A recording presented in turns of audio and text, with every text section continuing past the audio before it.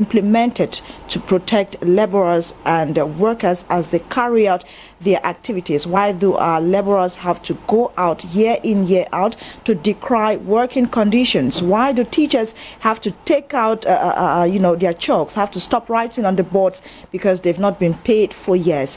Why do public workers have to go out and say enough is enough, of not been paid for this number of years? We don't have good working conditions, and as such we are not going back to our workspace. What is not happening right in the country? Meanwhile, we have laws that should be followed, that should protect workers. That's what we're going to talk about today. We are talking the emergence of Cameroon. If we should emerge by 2035, we should indeed look at things like this, talking about the public, private, parastatal, and every other sector in the country. With us today is a public figure, a political activist, a Pan-Africanist, who is going to take us through 26 minutes of, information, enlightening us on what we should do to avoid things like this in future, and why not better the conditions of Cameroonians, workers and laborers. When we come back, we unveil what we have for you today.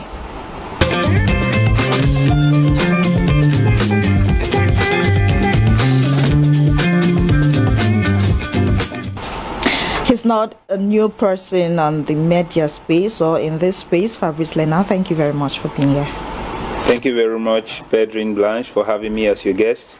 I'm most grateful to honor your invitation and to also be part of the person you've chosen for this very important interview.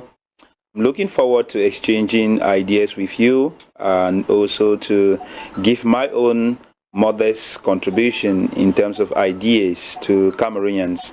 I want to take out this moment to salute the servicemanship of Mr. Fidel Joko. I appreciate you so much for your services, and this is the kind of worker that Cameroon needs with all faith, and of course he knows how I respect the terms of our contract, in terms of his salary, in terms of his working conditions, in terms of our movements. And this is exactly what I want to tell other employers and Cameroonians to follow, so we can have a harmonious, a prosperous, and an emergent country. All right, so today we are talking the road to emergence. We cannot talk an emergent country or a country that has moved past developing without talking about a good state of laborers in the country. It will not make sense that a country is up there while laborers or workers or those who constitute or work hard to make the country, to take the country where it is, struggling down there. There are laws in Cameroon. The labor code is there and available for all. Why do you think that it is still very impossible to have Cameroonians at a high level of, let me say, comfort at the working condition? Yeah, the minimum wage rate in Cameroon is quite low, and when you take the minimum wage rate and put it in comparison of Cameroon's resources and GDP, you understand that very few Cameroonians, in fact, it is only the upper class that are living normal life, are living the life that a normal human deserves to live in a country blessed with both human and material resources. When you look at the Labor Code of Cameroon, just like the Constitution of Cameroon or the Penal Code of Cameroon or the Electoral Code of Cameroon, all these documents are so well designed with limited limitations to them, but these documents are not always exploited to the favor of the common man. And this is the case with workers' condition and laborers in the country.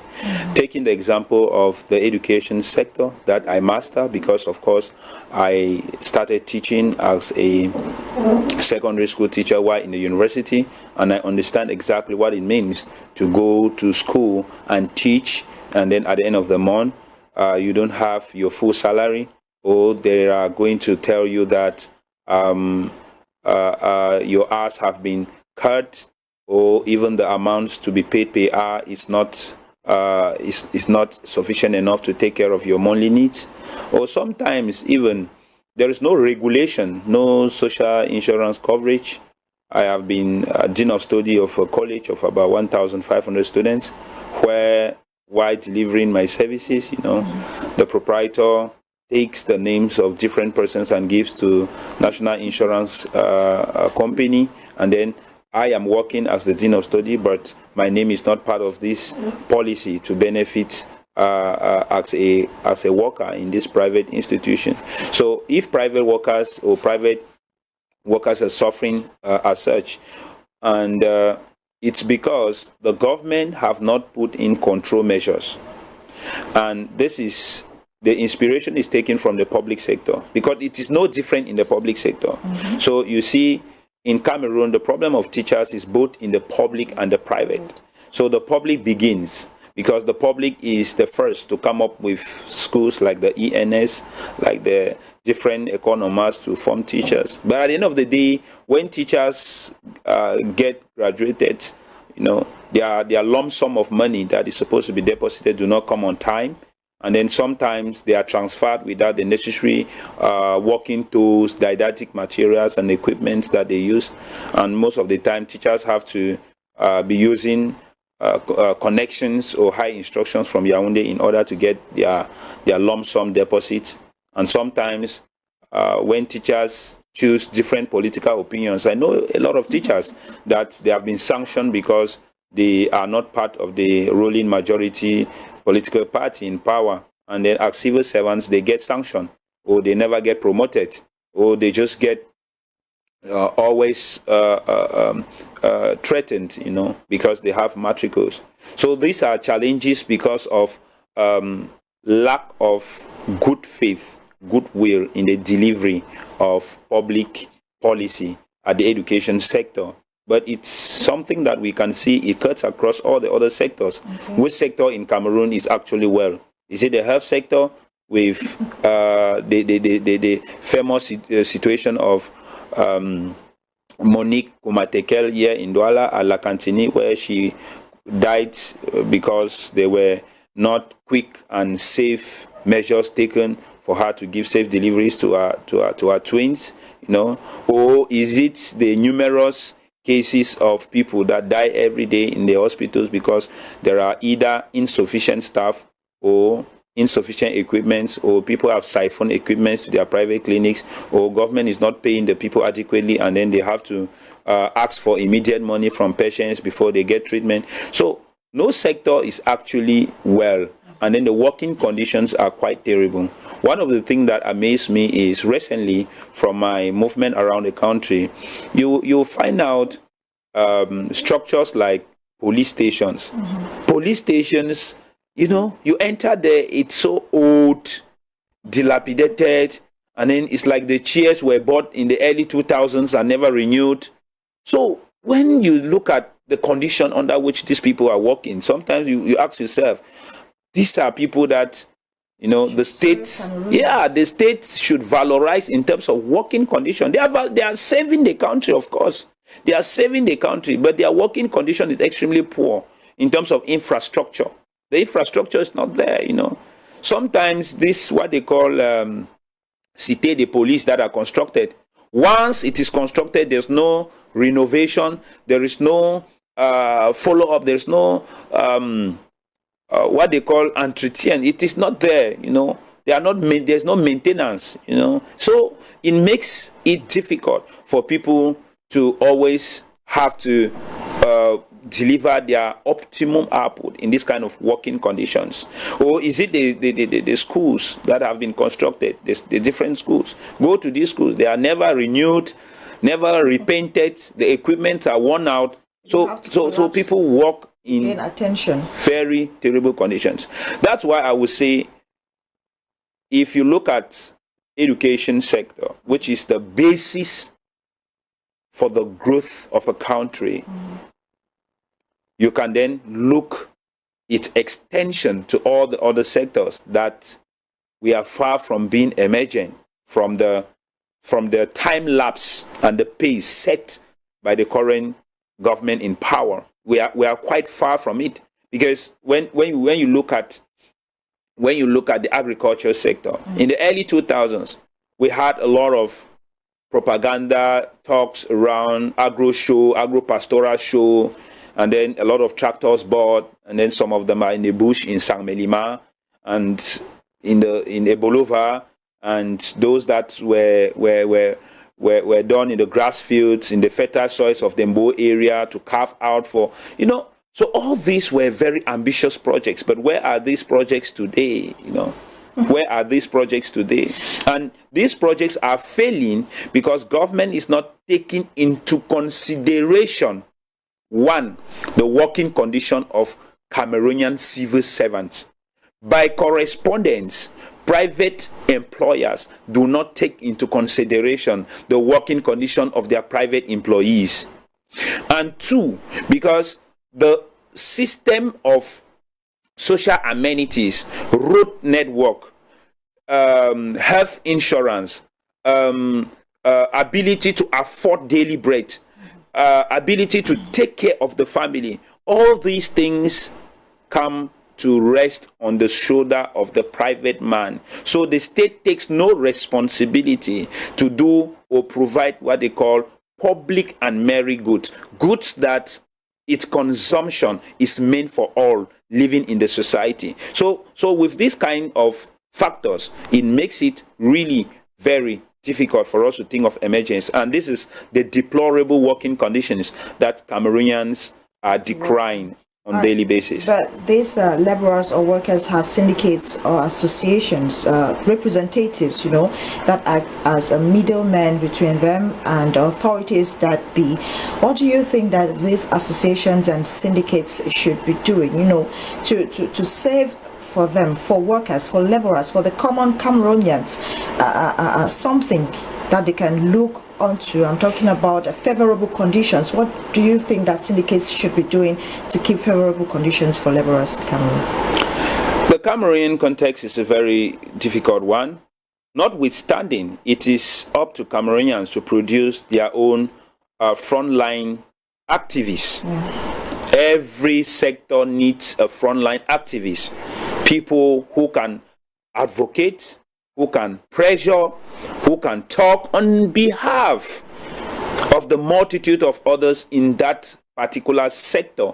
That is why we have journalist syndicates, we have consumers trade union, we have transporters syndicate, we have teachers syndicate and trade union. So these syndicates and trade unions have as responsibility to argue for those aspects of the labor code that protect their own very rights, their own moral code, the contracts that they sign with the employer, whether the employer is the state or the private person. They have the right to advocate for this, and they have the right to put out measures in order to achieve what they are advocating for. These measures could be organized peaceful, non-violent protests. These measures could be organized advocacy. These measures could be media campaigns. These measures could be political pressure or a pressure group. These measures could be petitions. Of course, these measures could also be registering in the electoral register, getting the voters card and preparing to vote out those who are unable to provide these good working conditions, be it at the level of the municipal councils, at the level of the parliamentary constituencies, or at the level of the President of the Republic. But I think the most important is at the level of the President of the Republic, because this is where the real problem stems, from top to bottom. So these are the different ways in which these syndicates, trade unions can act, and they should act. It is their right to act, because if you don't act, you have no right to decry. So you do not have the legal and moral right to complain when you do not want to take the risk. All right. So apart from being a political figure in Cameroon and what you are in the country, you've been one of the youths who have been very active in the political scene or space in Cameroon. You have been making bold steps to being a young Pan-Africanist with a recent position at the African Youth Congress as the country representative, which of course is a big stride. Once more, congratulations. Thank you very much. More about this? Well, the Africa Youth Congress is a movement that some insightful youths in the East African sub-region that I admire so much, Kalema Rogers, together with Tashila Shimero Lungu, decided to say, hey, we young Africans have to interconnect ourselves. And then we have to look beyond our regional diversities and boundaries. Our continent is one, and we should be talking with one voice. So the Africa Youth Congress is all about conversations around the preoccupation of the African youth with the present challenges of the continent. We have to deal with gerontocratic leadership, these very old guys who decide to hang on to power.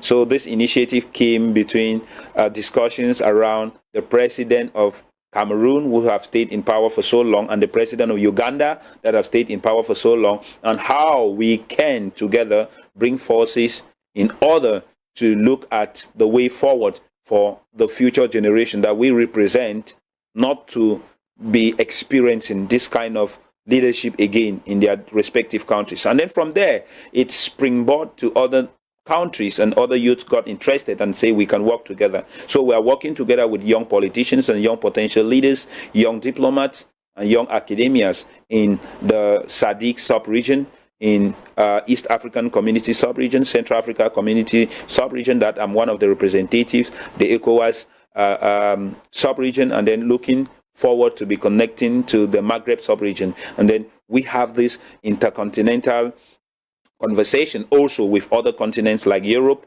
because we want to establish the Africa-Europe Shared Future Program.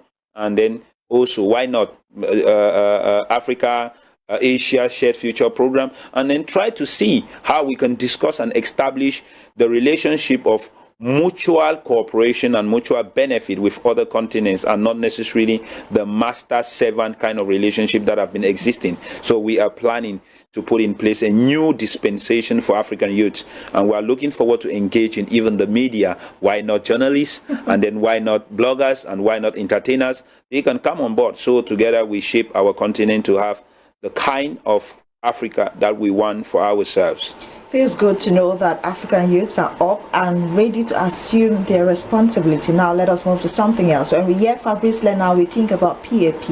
Your name has been associated so much to the political party PAP, which is the Popular Action Party. And we have information that you are planning to run in as a national president of the political party the party conventions sometimes in June.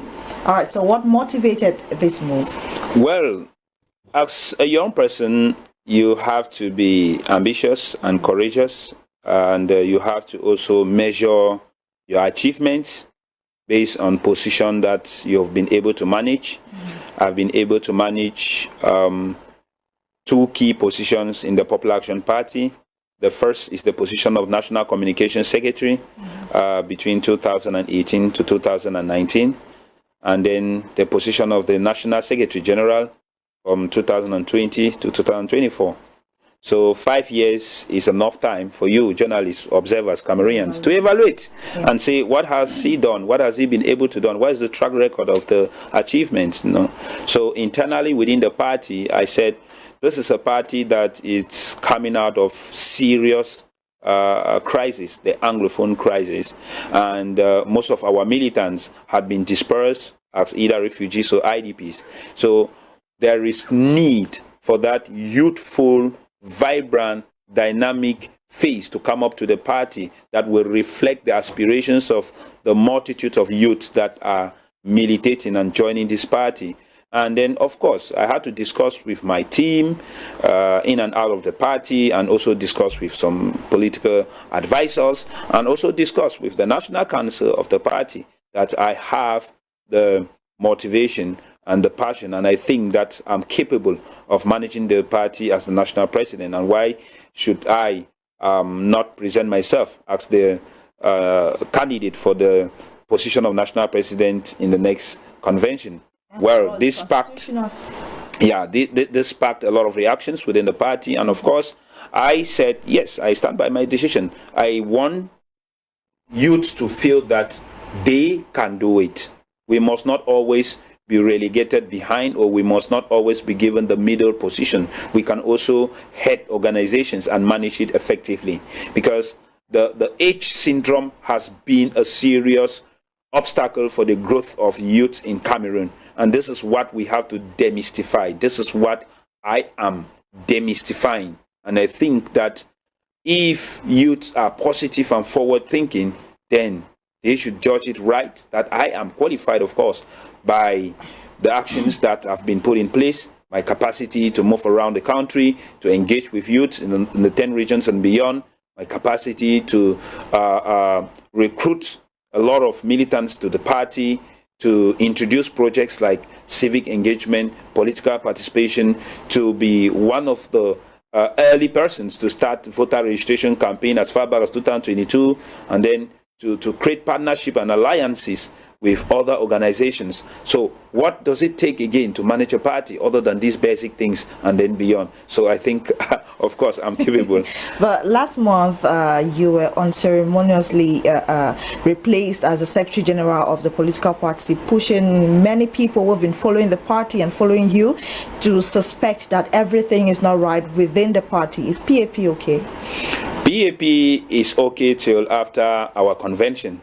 So this is what I'm going to tell you, because it's the convention of the party that will tell you, the journalist, curious to know if PAP is okay or not, whether PAP is okay or not. Because the convention, of course, the national president, President Jandini Stabe, that I have a lot of respect for him, and I salute him, especially, made a communique yesterday stating that the convention, of course, will be held as planned on the 21st, 22nd, and 23rd of June 2024 at the parliamentary flat in Boya. So, of course, you're invited there to come and observe and see if PAP is okay or not.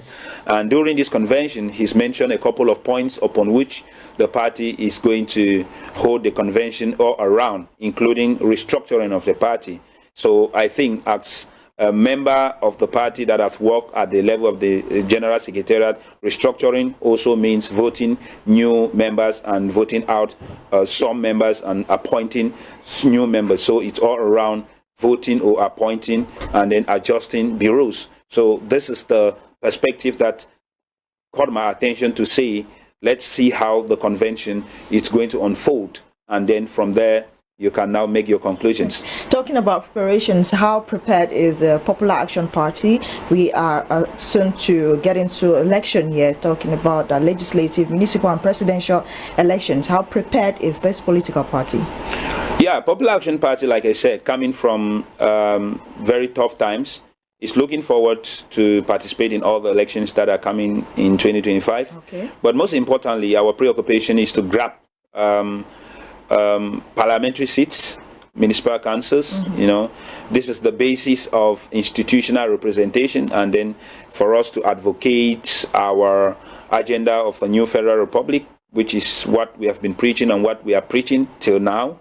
And we have been able to engage the populations of some areas we've demarcated, especially our bastion of support, Meme Division, Fako Division, Manyu Division, Meza, Boyo, Ndonga Mountain, Wuri, Funzi, and in areas where we think that we are not strong enough as a party, we form alliances, so that those militants who admire the modus operandi of the PAP could, of course, be support or stand under or vote our partner parties. So this is our strategy. This is what we think will work best for Cameroonians, because if we are able to demarcate the areas that we can grab in terms of parliamentary and municipal seats, and then the areas we cannot, we try to form alliances in order that we do everything to exclude the party in power that have been able to subjugate Cameroonians and dominate us to this perpetual suffering for the past 40 years, not to grab any seat. That will be the marvelous joy of the PAP and of course of Cameroonians. That's true. Yeah. All right. Indications that we're getting towards the end of the program. Anything you want to tell our televiewers or militants of the Popular Action Party? Both to militants of the Popular Action Party, to Cameroonians and Africans, I would like to say we are at the crossroads in Cameroon, and you have to play your role. You have to take up the responsibility.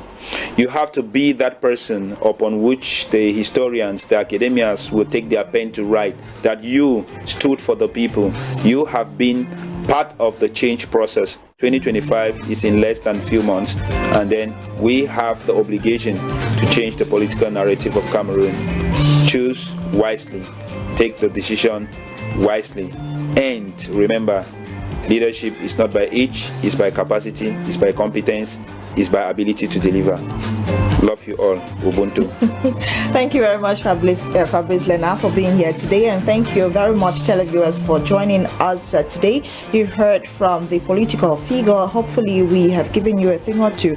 Programs continue on DBS TV. Until we meet again next time, stay tuned. Happy viewing and goodbye.